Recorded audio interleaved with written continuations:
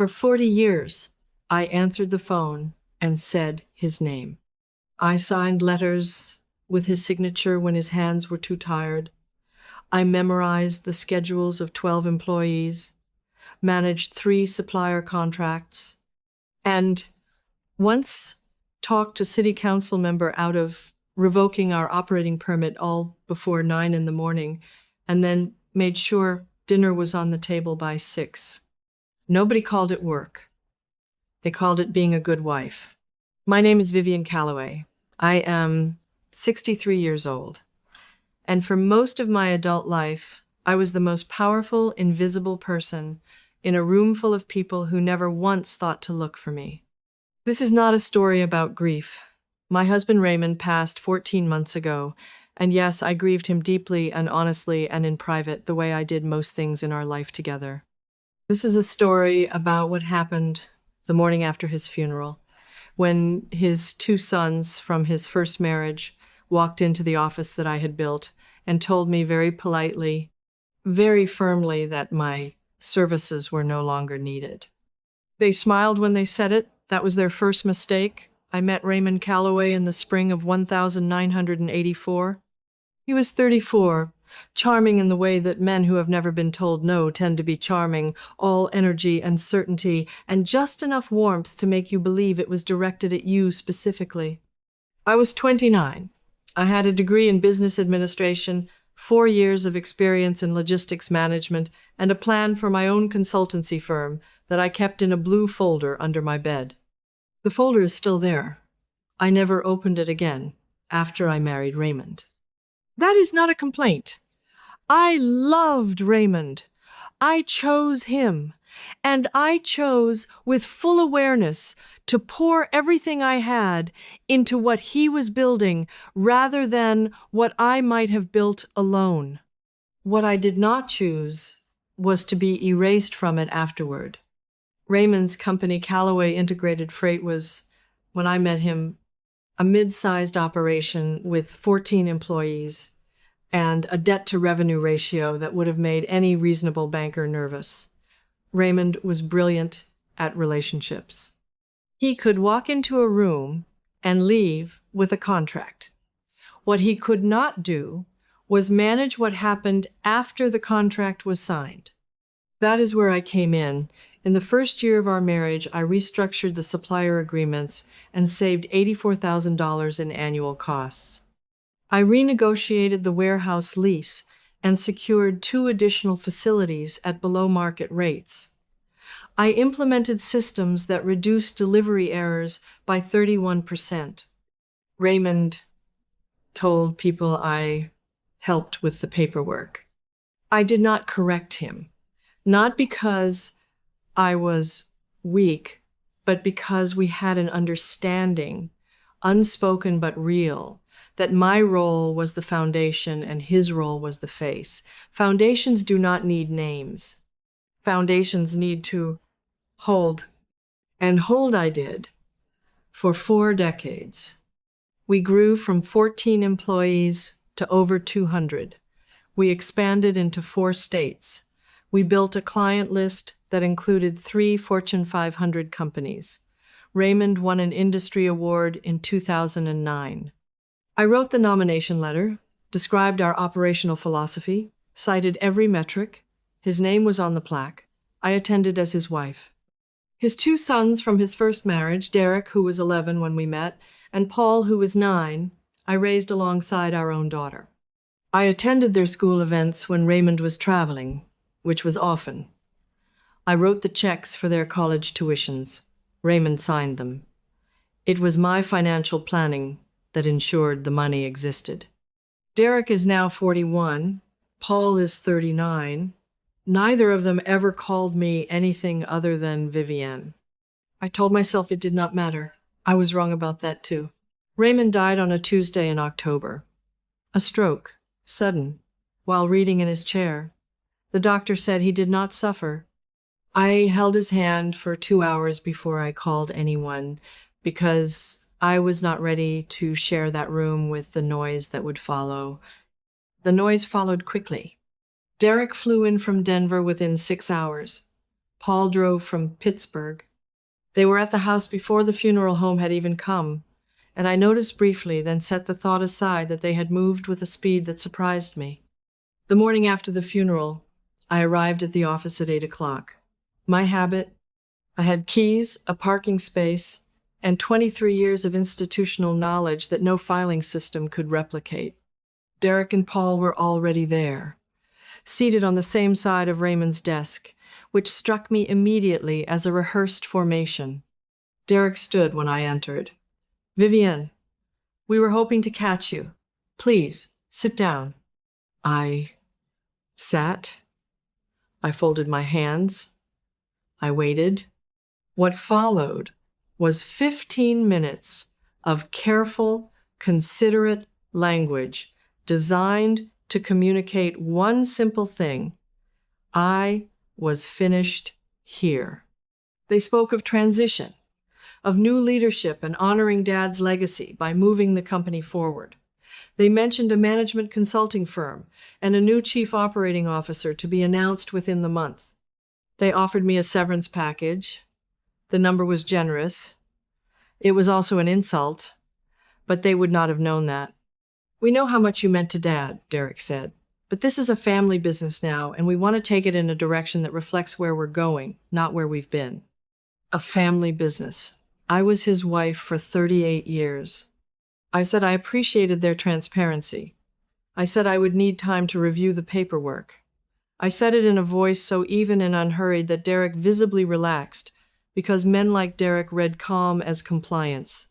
Then I drove home and sat in my car in the driveway for 11 minutes, watching the clock, giving my mind a task so it would not flood.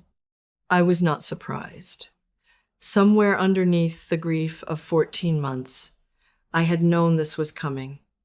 I had felt it in the way Derek asked questions at family dinners that were not quite casual, in the way Paul had started copying himself on emails he had never been involved with before, in the way they both looked at me not with disrespect exactly, but with the specific blankness of men who have already decided someone is not part of the equation.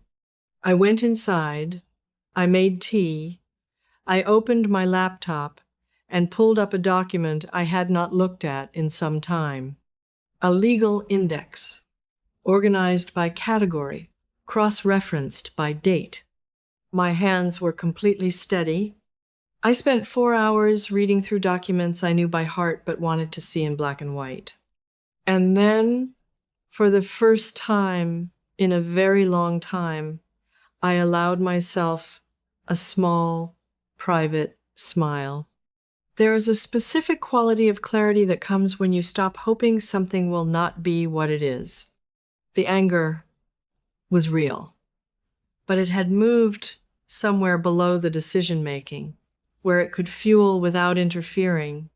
I called my personal attorney, not the company's legal counsel, but my own, a woman named Frances Holt, whom I had retained quietly 11 years earlier. Frances answered on the second ring. "I need to meet with you," I said. "Soon." "Tomorrow morning," she said, without asking why. I made a list that night. Not grievances, not memories. A structural list: assets, documents, registrations, filing dates, legal designations, the architecture of 40 years. When I finished, I looked at it for a long time. Derek and Paul believed they were inheriting a company. What they were actually inheriting was considerably more complicated than that. The meeting with Frances lasted 3 hours. Let me explain what she was looking at. The proprietary routing software the company had used for 11 years, the system that 3 major clients had written into their contracts as a requirement, had been developed through a partnership. I had personally negotiated. The licensing agreement named me as co-rights holder because I had commissioned the development and managed the relationship throughout. The flagship warehouse in Columbus, processing 60% of the company's freight volume, was held in a real estate trust that Raymond and I had structured together in 2009. The trust had 2 beneficiaries: Raymond's estate and me in equal shares. My share was mine cleanly and legally, regardless of what happened to the company. The two largest client contracts, representing together approximately $4.2 million in annual revenue, listed me as primary relationship contact. Those contracts included a clause stating that any change in operational leadership required written consent from all listed principals. I was a listed principal. They cannot change operational leadership without your agreement, Francis said. Not without triggering the renegotiation clause. No, I said. They cannot. She looked up from the documents. Vivian, how long have you been planning this? I considered it honestly. I have not been planning anything. I have been doing my job. This is simply what 40 years of doing your job looks like when you document it properly. Meanwhile, I returned to the office every day. I was pleasant. I attended their meetings with the consulting firm. I let Derek and Paul believe I was processing, perhaps softening toward the severance offer. Derek took me to lunch and spoke carefully about a consulting role advisory, part-time, that would keep me connected without the demands of full operational involvement. A consulting role? For the woman who had built the operational infrastructure he was trying to inherit. I'll think about it, I said, and smiled, and meant none of it. One evening I stayed late to finish a client report. Passing Raymond's office, I heard voices through the partially open door. Derek and Paul, not knowing I was in the hallway. She's stalling, Paul said. Let her, Derek replied. The severance offer is more than fair. What else is she going to do? A pause. She managed schedules, Paul. Supplier calls. She was a very good office manager. Let's not make her into something she wasn't. I stood very still. A very good office manager. I had restructured their father's debt profile in 2003 and saved the company from a liquidity crisis that would have ended it.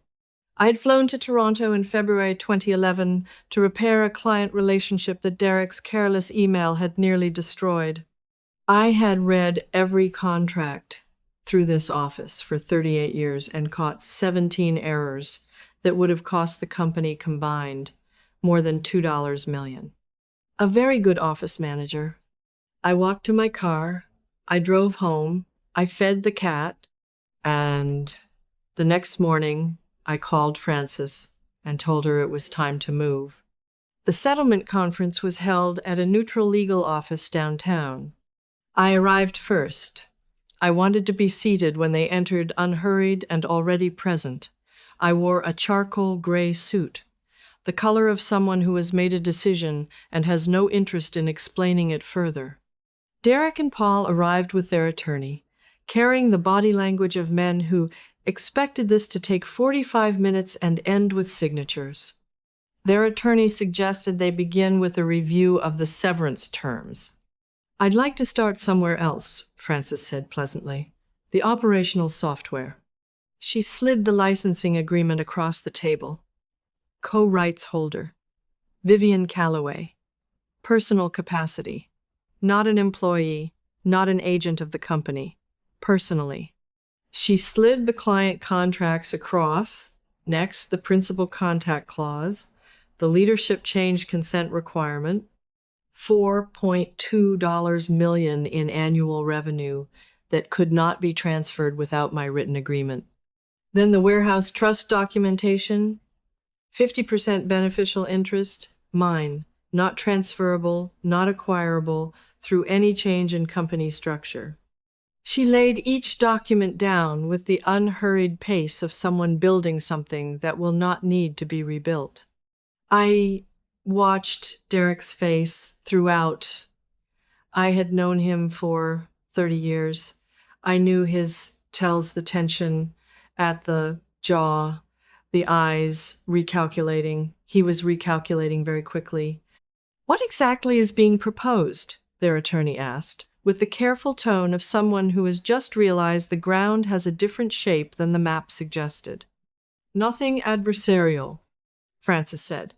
Mrs. Calloway has no interest in disrupting the company. She helped build it. What she requires is simply an accurate reflection of her legal position. She placed the final document on the table. Restructuring agreement. I retain co-licensing rights on the software and my beneficial interest in the warehouse trust permanently. I am acknowledged as co-founder of Callaway Integrated Freight in all official communications. I receive a 22% equity stake reflecting 40 years of foundational contribution. And the severance offer, Francis added, is withdrawn. It is no longer the appropriate framework. The silence that followed had a specific quality, the kind that comes when the space between what someone expected and what is actually true becomes too large to speak across. You planned this, Derek said finally, not angry, stunned. No, I said. It was the first thing I had said in the meeting, and I had chosen it carefully. I did my job. For 40 years, I did my job. I simply also made sure it was documented. They asked for a recess. When they returned 20 minutes later, something had shifted in the room's atmosphere permanently. They signed. That was 7 months ago. I am sitting now in what was Raymond's office and is simply mine. The desk is the same. I replaced the chair. I brought in 2 plants that Raymond would have found impractical and that I find necessary. I promoted Elena Marsh, our senior operations manager for 9 years, who had been doing half the strategic work without the title, to chief operating officer. We have a working relationship I would describe as honest, which I have come to believe is the only kind worth having. The 2 major clients renewed. We brought on a third. Last month, a trade publication ran a profile describing the company as built over 4 decades under the dual leadership of Raymond and Vivienne Callaway. Dual leadership. I read it twice. Then I framed it not from vanity, but because I wanted to look at it the way you look at something you waited a long time to see. My daughter Celia visited and asked when I had known the documents would someday matter in the way they did. I thought about it honestly. I'm not sure I knew, I said. I think I simply never allowed myself to be invisible on paper. In person, I adapted, but the paperwork always had my name on it. She was quiet for a moment. That's the saddest and most badass thing I've ever heard, she said. I laughed. A real laugh. Easy in a way I had forgotten was possible. I share this not for sympathy, and not as a warning, though perhaps it can serve as one. I share it because I have known, in my years of quiet work, a great many women who do what I did, who build, sustain, and uphold structures that carry other people's names, who are told, in 1,000 small ways, that their contribution is support, their value is understood, but does not require documenting. Document it. Not because the people around you will betray you, many will not, but because your work is real, and real work deserves a record, and a record is simply respect made permanent. The second thing, invisible is not the same as powerless. I was invisible for 40 years in every room that mattered, and when the moment came that my name was needed, it was on every piece of paper that mattered most. Visibility is social. Power is structural. Know the difference. And the last thing, the thing I wish someone had told me when I was 29 years old with a blue folder full of plans under my bed. Your ambitions do not disappear because you set them aside. The skills you build in service of someone else's dream are still your skills. The intelligence you apply to someone else's problems is still your intelligence. No one can take that. No one ever could. I am 63 years old. I run a company. My name is on the door. It was always supposed to be there. It just took the right moment for everyone else to see what I already knew. Have you ever been the foundation that nobody thought to name? Have you ever worked harder for someone else's dream than they worked for it themselves? Tell me in the comments, because I do not think I am the only one. It is never too late to take up the space you were always entitled to. It is never too late to make them read your name.